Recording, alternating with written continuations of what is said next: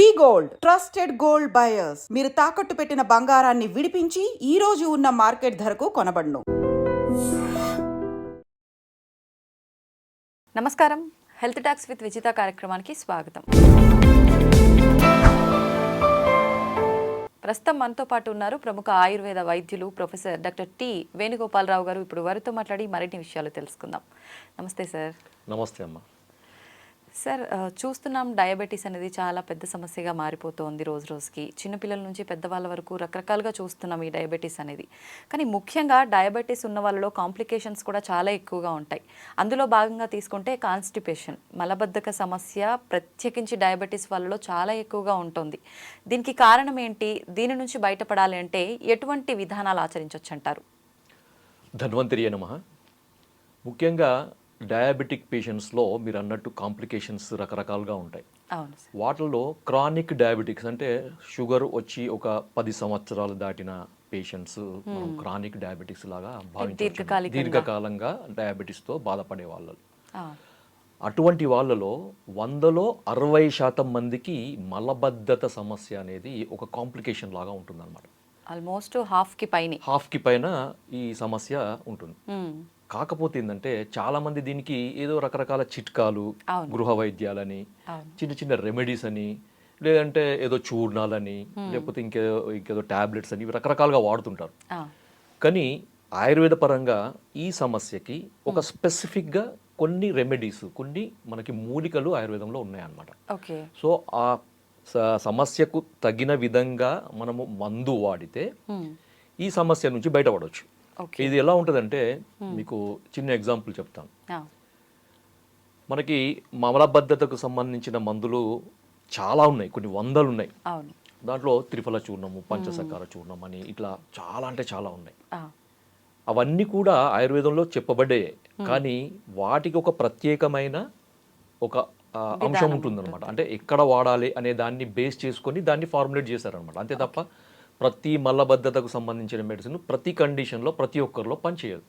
Okay, అంటే same medicine అది దాని క్యూర్ అయినా కూడా ప్రతి ఒక్కరికి యూస్ కాదు. ఓకే, మనిషిని బట్టి, వాళ్ళ అవసరాన్ని బట్టి, వాళ్ళకున్న ఈ కాంప్లికేషన్ బట్టి మారుతుంటుంది అనమాట.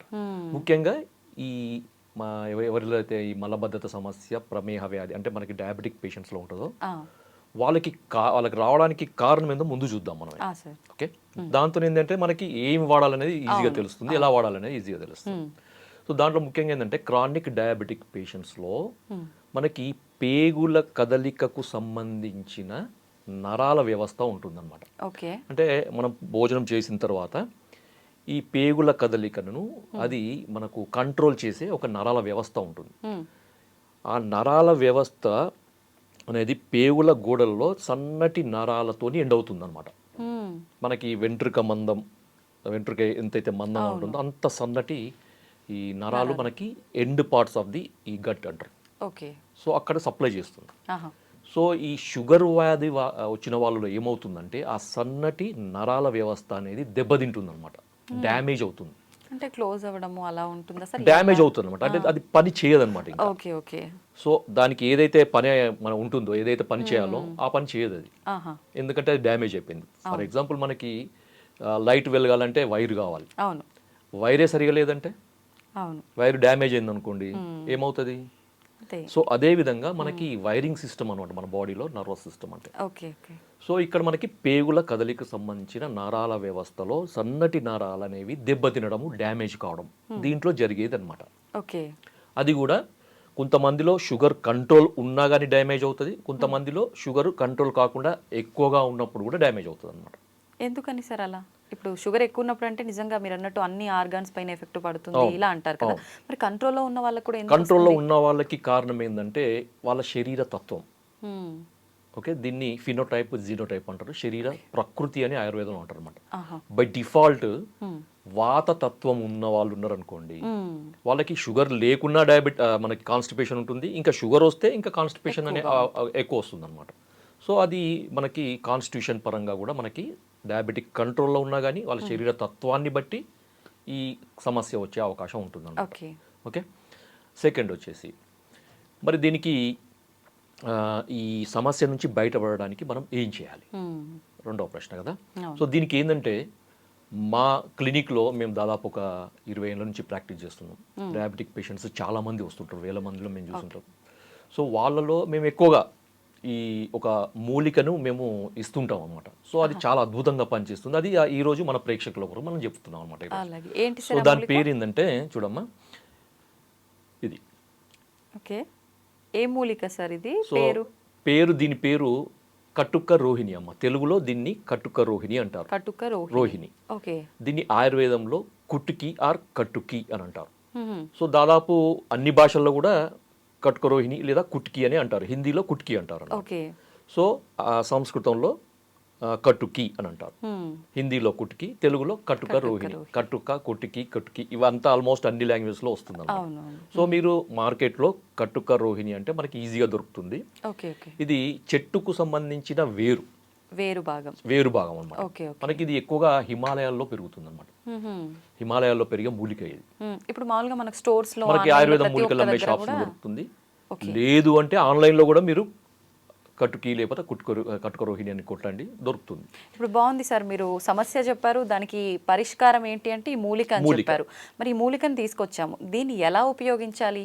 తప్పకుండా అది ఎట్లా అంటే మీరు మామూలుగా మీరు మార్కెట్లో తీసుకొచ్చింది కానీ లేకపోతే మీరు ఎక్కడి నుంచి తెప్పించుకున్నది కానీ దీన్ని పొడి చేసుకోవాలమ్మా. ఓకే. పొడి చేసుకోవాలంటే మీరు మామూలుగా ట్రెడిషనల్గా దంచి కానీ రోట్లో వేసి దంచి వస్త్రగాలితం పట్టి పొడి చేసుకొని స్టోర్ చేసుకోవచ్చు. లేదు మాకు అది చేత కాదు, మాకు రో లేదు అంటే మీరు డైరెక్ట్ మిక్సీలో వేసి మీరు పొడి చేసుకొని వస్త్రగాలితం చేసుకొని సన్నటి పొడి చేసుకొని మీరు స్టోర్ చేసుకో. లేదు పొడి రూపంలో దొరకదా? అదే అంటున్నాయి. ఇప్పుడు ఈ రెండు కూడా మాకు వీలు కాదు అంటే డైరెక్ట్ మీరు పొడి రూపంలో దొరుకుతుంది మీకు, అది తెప్పించుకోవచ్చు. సో మనకు ఓవరాల్ గా పొడి కావాలి మనకి. సో ఈ పొడిని వాడే విధానం ఏంటంటే ప్రతిరోజు కూడా సాయంత్రం పూట అమ్మ, అంటే చాలా మంది ఈ కాన్స్టిపేషన్ కు సంబంధించిన ఈ మెడిసిన్స్ అన్ని రాత్రి పడుకునేటప్పుడు వాడతారు. అవును కదా. అవును. కానీ ఇక్కడ మనం ఏంటంటే ఈ షుగర్ పేషెంట్స్కు సంబంధించిన కాన్స్టిపేషన్లో ఏమవుతుందంటే నేను ఇంతకుముందు చెప్పిన పేగుల కదలిక తగ్గుతుంది. నరాల వ్యవస్థ దెబ్బతినడం వల్ల పేగుల కదలిక తగ్గుతుంది. తగ్గడం వల్ల పేగుల కదలిక చాలా స్లోగా అవుతుంది అనమాట. స్లోగా కావడం వల్ల ఏమవుతుందంటే మనకు ఫీసిస్ మలం అంటారు కదా, ఎక్కువసేపు పేగులలో ఉంటుంది. దాంతో ఏమవుతుందో దాంట్లో ఉండే వాటర్ అంతా అబ్జర్వ్ అవుతుంది అనమాట. అబ్జర్వ్ కావడం ఏమవుతుంది, అది గట్టిగా అవుతుంది, హార్డ్ స్టూల్స్ అంటారు కదా. సో ఈ హార్డ్ స్టూల్స్ వల్ల వీళ్ళు మోషన్ పోవడానికి చాలా ఇబ్బంది పడుతుంటారు. సో బలవంతంగా ముక్కాల్సి వస్తుంది. కొంతమందికి బయటికి వచ్చినా కానీ ఇది హార్డ్ ఉండడం వల్ల ఏమవుతుందంటే అక్కడ ఉరుచుకుపోయినట్టు బ్లడ్ కూడా పడుతుంది అనమాట. కొంతమందికి అక్కడ తట్టుకొని పోతుంది. తర్వాత కొంతమందికి ఇన్కంప్లీట్ సెన్సేషన్, మోషన్ పోయినా కానీ ఇంకేదో మిగిలిపోయినట్టుండే సెన్సేషన్ వస్తుంది. ఇవన్నీ కూడా ఈ డయాబెటిక్ కాన్స్టిపేషన్ ఉండే లక్షణాలు. కొంతమందికి ఇంకా ఎట్లుంటుందంటే ఇంకా కొంచెం ఎక్కువ ఏజ్ వాళ్ళంటే 70-75+ ఇయర్ వాళ్ళలో ఈ కాన్స్టిపేషన్ చాలా ఏళ్ళ నుంచి ఉండి ఇబ్బంది పడుతున్న వాళ్ళు ఏమవుతుందంటే ఈ ఉండల్లాగా తయారవుతుంది అనమాట మళ్ళీ. సో వేలు పెట్టి బయటికి తీయాల్సిన పరిస్థితి. కొంతమందికి 2 రోజులకు రాదు, 3 రోజులు, కొంతమందికి 4-5 రోజులు, కొంతమందికి వారం వరకు కూడా మోషన్ బయటికి రాకుండా ఉంటుంది అనమాట. సో ఇలా జరుగుతుంది మనకి. చాలా ఇబ్బంది పడుతుంటారు. వాళ్ళకి ఆయాసం రావడము, తర్వాత భోజనం చేయాలంటే తినాలనిపించదు, పొట్ట ఉబ్బరం లాగా ఉంటుంది. తర్వాత కొంచెం తిన్నా కానీ కడుపు నిండినట్టు ఉంటుంది. అంత చాలా ఇబ్బందికరంగా ఉంటుంది. ఎందుకంటే డ్రైనేజ్ సిస్టమ్ అమ్మ, సింపుల్ గా డ్రైనేజ్ సిస్టమ్ సరిగా లేకపోతే ఒక్కసారి డ్రైనేజ్ క్లీన్ ఎక్కడికక్కడ జామ్ అయిపోతుంది అని అంటే అది అంతే. డ్రైనేజ్ కరెక్ట్ గా ఉంటే మొత్తం డిటాక్స్ అవుతుంది బాడీ. డిటాక్స్ ఏంటంటే బాడీ యాక్టివ్ అవుతుంది. వరకేనా అంతే, అది ఇళ్ళకనే కాదు. సో ఇక్కడ కుట్టికి ఏం చేస్తుందంటే ఈ కటుక రోహిణి నేను చెప్పాను కదా, దీన్ని వాడే విధానం ఏంటంటే సాయంత్రం పూట వాడాలి. ఉదాహరణకి లంచ్ ఒక 2 o'clock చేస్తారు, డిన్నర్ ఒక 7 o'clock చేస్తారు అంటే మీరు తీసుకోవాల్సింది ఒక 4 to 5 మధ్యలో తీసుకోండి. డిన్నర్ కి 2 గంటల ముందు, లంచ్ కి 2 గంటల తర్వాత, ఈ మధ్యలో తీసుకోవాలన్నమాట. సో దీన్ని ఒక టీ స్పూన్ పొడిని ఒక పావు కప్పు గోరువెచ్చని నీళ్ళలో కలిపేసి తాగాలి, అంతే. కానీ చాలా మంది ఇబ్బంది పడేది ఏంటంటే ఇది చాలా చేదుగా ఉంటుందమ్మా, చాలా చేదుగా ఉంటుంది. అయినా తీసుకోవాలి, కళ్ళు మూసుకొని తీసుకోవాలి, ముక్కు మూసుకొని కళ్ళు మూసుకొని తీసుకోవాలి, తప్పదు. దీనివల్ల బెనిఫిట్స్ ఏంటో చెప్తాను నేను. ఎందుకంటే కట్కరోహిణి మనం ఎందుకు ఇస్తున్నాము ఈ కండిషన్లో అంటే ఆయుర్వేదంలో కట్కరోహిణికి ఒక స్పెసిఫిక్ యాక్షన్ చెప్పారనమాట. సో భేదితం పిండిత మలానాం అంటే గట్టిపడ్డ మలాలను సాఫ్టెన్ చేస్తుంది ఇది. సో ఆ లోపల ఉన్న హైడ్రేషన్ అంటే వాటర్ లాగకుండా చేస్తుంది ఇంటెస్టైన్స్లో, చేసి లోపల ఉన్న ఈ ఫీస్ మలానికి మెత్తబడేటట్టు చేస్తుంది అనమాట. వాళ్ళు మోషన్ పోవడానికి చాలా ఈజీ అవుతుంది, ఎక్కువ స్ట్రెయిన్ లేకుండా పూర్తిగా అది తగ్గుతుంది. ఇంకొకటి ఏంటంటే కట్కరోహిణి చాలామంది అంటే ఆయుర్వేద వైద్యులందరికీ తెలుసు కట్కరోహిణి అనేది లివర్కి సంబంధించిన మందు అని. ఎందుకంటే లివర్ యొక్క ఫంక్షన్ కూడా ఇది రిస్టోర్ చేస్తుంది అనమాట. కొంతమందికి లివర్ ప్రాబ్లం వల్ల కూడా కాన్స్టిపేషన్ రావచ్చు. ఓకే, డయాబెటీస్ పేషెంట్లో నరాలతో వల్లనే కాకుండా కొన్నిసార్లు లివర్ ప్రాబ్లం వల్ల కూడా రావచ్చు. నరాల వ్యవస్థ బాగానే ఉండి అలాంటి ప్రాబ్లం ఉన్న వాళ్ళకి కూడా ఇది వల్ల సెట్ అవుతుంది. ఎందుకంటే మనకు లివర్ ఫంక్షన్ టెస్ట్ లో ఎస్జిపిటి, ఎస్జిపోటి అనే ఎంజైమ్స్ ఉంటాయి, లివర్ ఎంజైమ్స్. ఈ ఎంజైమ్స్ ఎలివేట్ అయినప్పుడు కూడా మనకి సైంటిఫిక్, ఇది నేను చెప్పేది కాదు, నా సొంతంది కాదు ఇది. సో ఇది సైంటిఫిక్ గా ప్రూవ్ అయింది అనమాట. ఎస్జిపిటి, ఎస్జిఓటి లెవెల్స్ ని ఇది రెడ్యూస్ చేస్తుంది, బిలియరీ సీక్రెషన్ ని కంట్రోల్ చేస్తుంది, రెగ్యులేట్ చేస్తుంది. కాబట్టి ఇలాంటి సమస్య ఉన్న వాళ్ళు కూడా దీన్ని ఖచ్చితంగా వాడుకోవచ్చు. బిలియరీ సీక్రెషన్స్ కూడా మంచిగా చేస్తుంది. ఇంకొక అడ్వాంటేజ్ ఏంటంటే మనకి రీసెంట్గా జరిగిన మనకి ఈ సైంటిఫిక్ రీసెర్చ్లో తేలింది ఏంటంటే ఇది షుగర్ని కూడా కంట్రోల్ చేస్తుంది. కాంప్లికేషన్ కాకుండా షుగర్ ని కూడా కంట్రోల్ చేస్తుంది. అంటే అలా కంట్రోల్ చేయాలంటే సుమారుగా ఎంత కాలం నుంచి వాడుతూ ఉండాలి? రెగ్యులర్ గా వాడుకోవచ్చు, దీనివల్ల ఎటువంటి నష్టం ఉండదు. కొన్ని ఆయుర్వేద మూలికలు వాడేటప్పుడు బాడీ ఓవర్ హీట్ అవుతుంది, రెగ్యులర్ గా వాడకూడదు ఇలా చెప్తుంటారు కదా సార్, అలాంటి ప్రాబ్లం? అలాంటిది ఏం లేదమ్మా, అలాంటిది ఏమీ ఉండదు. హీట్ అంటే ఇది వేరే టాపిక్. అది నిజంగా చెప్పాలంటే హీట్ చేస్తుందా లేదా అనేది వేరే టాపిక్. ఎందుకంటే హీట్ చేయడం అనేది ఆయుర్వేద కొన్ని రకాల ఆయుర్వేద మందుల యొక్క లక్షణం. ఇప్పుడు మీరు మోటార్ బైక్ నడుపుతున్నా, చల్ల పడిపోయిందండి, అది స్టార్ట్ అవుతుందా? లేదు. అది కొద్దిగా హీట్ అయితేనే అది పోతుంది. అంటే ఒక మెటబాలిక్ స్టిమ్యులేషన్ అనమాట. అది ఆ మెడిసిన్ ఏం చేస్తుంది, మెటబాలిజాన్ని స్టిమ్యులేట్ చేస్తుంది అనమాట. స్టిమ్యులేట్ చేసినప్పుడు ఆ బాడీలో ఉండే టాక్సిన్స్ అన్ని డిటాక్స్ అవుతాయి. మనకి కణకణాల్లో పేరుకొని పోయిన మలాలు అంటారు, వాటిని బయోటాక్సిన్స్ అంటారు. ఆయుర్వేదంలో ఆమం అంటారు, సో ఆమదోషం అంటారు అనమాట. సో ఇవన్నీ టాక్సిన్స్, బయోటాక్సిన్స్ అన్ని రిలీజ్ కావాలంటే ఒక రకమైన ఫోర్స్ కావాలన్నమాట. ఆ మందు ఒక ఫోర్స్తో పోవాలి. ఊరికే ఏదో ఇట్లా మనం ఇది సైకిల్ తొక్కున్నట్టు పోయే మందు మనకు వద్దు. మనకు బుల్లెట్ స్పీడ్ తో పోయే మందే కావాలన్నమాట కొన్నిటికి. సో ఆ స్పీడ్ తో పోయినప్పుడు బాడీలో ఉండే మెటబాలిక్ యాక్టివిటీ అనేది స్టిమ్యులేట్ అవుతుంది అనమాట. అప్పుడు వేడి చేసినట్టు అనిపిస్తుంది, బాడీ హీట్ అయినట్టు అనిపిస్తుంది, అంతే తప్ప అది నెగటివ్ కాదు. ఇప్పుడు ఇది మీరు వేడి నీళ్ళలో వేసుకొని ఈవినింగ్ సమయంలో తాగడం స్టార్ట్ చేయమన్నారు. స్టార్ట్ చేసిన మరుసటి రోజు నుంచి ఫలితం ఉంటుందా, లేదంటే కొన్ని రోజుల పాటు వాడిన తర్వాత ఉంటుందా? అది మనం వ్యక్తిగతంగా మారుతుందమ్మా, ఇండివిజువల్గా మారుతుంది. కొంతమందికి నెక్స్ట్ డేనే, లేకపోతే ఆ రోజు నైటే, లేకపోతే మిడ్ నైటే మోషన్ ఫ్రీ కావచ్చు. లేదంటే కొన్ని రోజులు వాడంగా కొంచెం ఫ్రీగా అవుతుంది. కానీ మీరు రెగ్యులర్గా వాడుతుండండి, షుగర్ కూడా కంట్రోల్ అవుతుంది. ఇది నేను చెప్పింది కాదు, సైంటిఫిక్గా ప్రూఫ్ అయింది. ఎందుకంటే దీంట్లో ఉండే మనకి దీన్ని లాటిన్లో పిక్రోరైజా కుర్వా అంటారు దాన్ని. ఓకే, దీన్ని ఇంగ్లీష్లో మనకి టెక్నికల్గా ఈ ఏమంటారు ట్రేడ్ నేమ్ ఏంటంటే హెలిబోర్ అంటారు, హెలిబోర్. సో దీంట్లో పిక్రోరైజిన్ అనే ఒక కెమికల్ ఉంటుందన్నమాట, ఒక బయోకెమికల్ రసాయనం. దాంట్లో బయోకెమికల్ అంటారు, లేకపోతే యాక్టివ్ ఇంగ్రీడియంట్ అంటారు, ఫైటోకెమికల్స్ అంటారు.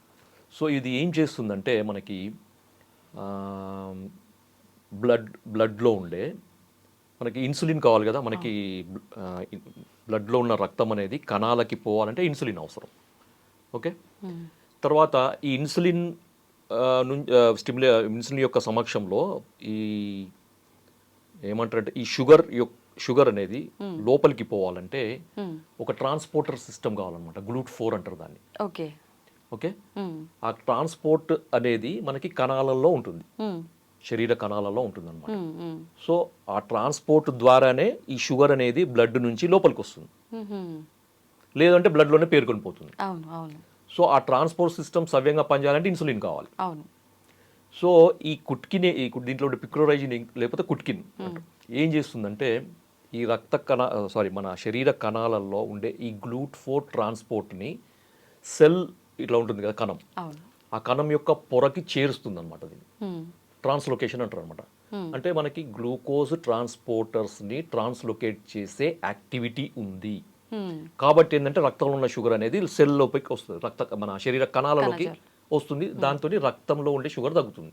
ఓకే ఓకే, అర్థమైందా? ఈ రకంగా డయాబెటీస్ కూడా ఈ కంట్రోల్ రకంగా మనకి 2 రకాల బెనిఫిట్స్. అవునవును. కొంతమందికి షుగర్ కంట్రోల్ లేకపోవడం వల్ల నరాలు డ్యామేజ్ అయ్యి కాన్స్టిపేషన్ రావచ్చు, అలాంటి వాళ్ళకి షుగర్ తగ్గిస్తుంది, కాన్స్టిపేషన్ రిలీవ్ చేస్తుంది, సేమ్ టైం రెండు తగ్గిస్తుంది. లేదు మీకు షుగర్, మీకు కాన్స్టిపేషన్ లేదు, కొంతమందికి డౌట్, ఇప్పుడు వీడియో చూసే వాళ్ళకి చాలా డౌట్లు వస్తాయి నాకు తెలిసి. అవును. సార్ మా కాన్స్టిపేషన్ లేదు, మీరు ఇది షుగర్ కూడా బాగా పనిచేస్తుంది అన్నారు కదా, మేము ఇది మేము వాడచ్చా? తప్పకుండా వాడచ్చు, తప్పకుండా. సార్ చిన్న పిల్లల్లో కూడా ఇప్పుడు షుగర్ ఉంటుంది, మలబద్ధకం సమస్య లేకపోయినా కూడా క్యూర్ అయ్యే ఛాన్స్ ఉంది కాబట్టి చిన్న పిల్లలకు కూడా ఇది ప్రతిరోజు ఇవ్వచ్చా? ఇది ఇప్పుడు చిన్న పిల్లలలో వచ్చే డయాబెటీస్ టైప్ 1 డయాబెటీస్ అంటారమ్మా, అది క్యూర్ కాదు. ఓ, అది క్యూర్ కాదు, ఎందుకంటే అక్కడ ఇన్సులిన్ సిక్రెట్ చేసే ప్యాంక్రియాటిక్ బీటా సెల్స్ పూర్తిగా డ్యామేజ్ అవుతాయి, లేకపోతే అబ్సెంట్ అన్న ఉంటాయి. ఓకే ఓకే, సో దానికి వేరే లేదు, లేదు వేరే ఆల్టర్నేటివ్ లేదు దానికి. సో దానికి కొన్ని రకాల టెస్టులు ఉంటాయి, ఒకవేళ మనకి ఏదన్నా ఉంటే తెలుసు, జెనెటికల్ రీజన్ కానీ లేకపోతే ఇంకేదన్నా ఆటో ఇమ్యూన్ రీజన్ కానీ ఏదన్నా ఉండొచ్చు కొంతమందిలో. ఓకే ఓకే, కొంచెం ఇమ్యూనిటీ సంబంధించిన సెల్స్ అనేవి ప్యాంక్రియాటిక్ బీటా సెల్స్ని అటాక్ చేయడం వల్ల డ్యామేజ్ అయ్యే అవకాశం ఉంటుంది. సో అలాంటప్పుడు మనం ఈ కొన్ని రకాల ఈ యాంటీబాడీస్ని కంట్రోల్ చేసే మెడిసిన్స్ వాడడం వల్ల కొంతమందికి ఉపయోగం ఉండొచ్చు, కానీ బై బర్త్ జెనెటికల్గా వచ్చే వాళ్ళకి మాత్రం మనం ఏం చేయలేము. ఓకే సార్, ఇప్పుడు ఆయుర్వేదం అనగానే చాలా మందిలో ఒక అపోహ ఉంటుంది, పథ్యాలు చేయాలి ఏం మెడిసిన్ వాడినా కూడా అని చెప్పి. ఇప్పుడు ఈ మూలికలు ప్రతిరోజు వాడమన్నారు, దీంతో పాటు మనం ఎవ్రీడే ఏదైతే ఫుడ్ తీసుకుంటున్నామో అదే ఫుడ్ కంటిన్యూ చేయొచ్చా, ఏదైనా స్కిప్ చేయాల్సి ఉంటుందా? ఏమి చేయాల్సిన అవసరం లేదు, మీరు రెగ్యులర్గా వాడే ఫుడ్ని అలాగే వాడండి. ఓకే, షుగర్ లేని వాళ్ళు కూడా వాడుకోవచ్చు దీన్ని, కాకపోతే ఆ చేదు కొరకు మీరు ఏదన్నా షుగర్ లేని కదనుకోండి, షుగర్ కలుపుకొని వాడండి సార్, సరిపోతుంది. బెల్లం పౌడర్, బెల్లం పొడి అంతే కలుపుకోవచ్చు, తేనెనో బెల్లం పొడో లేకపోతే షుగరో లేకపోతే కండ శర్కర ఏదో ఒకటి కలుపుకొని తీసుకోవచ్చు. అంటే ఇప్పుడు మలబద్ధకం సమస్య ఉండి షుగర్ లేని వాళ్ళకి రోజు తీసుకోవచ్చు, లేని వాళ్ళకు ఇప్పుడు నేను చెప్పిన దానికి షుగర్ ఆ టేస్ట్ ఒకవేళ చేదు మీకు నచ్చకపోతే మీరు ఈ విధంగా దానికి కొద్దిగా ఆల్టరేషన్ చేసుకొని వాడుకోవచ్చు, నో ఇష్యూ. ఇది ఓన్లీ వాటర్ లోనేనా, పాలల్లో అలా కూడా? పాలల్లో వాడద్దు, ఎందుకంటే ఇది చేదు కదా, చేదు అనేది మనకు ఆయుర్వేదంలో మనకి దానికి వ్యతిరేకం అవుతుంది అనమాట, కాంట్రాస్ట్ ఫుడ్ అంటారు దాన్ని. Okay okay, thank you sir, నిజంగా చాలా వాల్యుబుల్ ఇన్ఫర్మేషన్ అయితే ఇచ్చారు. ప్రతి ఒక్కరూ డయాబెటీస్తో బాధపడుతున్నారు, ప్లస్ దాంతోపాటు మీరు అన్నట్టుగా చాలా రకాల కాంప్లికేషన్స్, ఈ మలబద్ధకం సమస్య మామూలు వాళ్ళలో వస్తేనే చాలా ఇబ్బంది పడుతూ ఉంటారు, అలాంటిది షుగర్తో పాటు మలబద్ధకం అంటే నిజంగా చాలా ఎక్కువ సమస్యనే ఫేస్ చేస్తున్నారు. అటువంటి వాళ్ళకి చాలా మంచి ఇన్ఫర్మేషన్ ఇచ్చారు sir, thank you very much.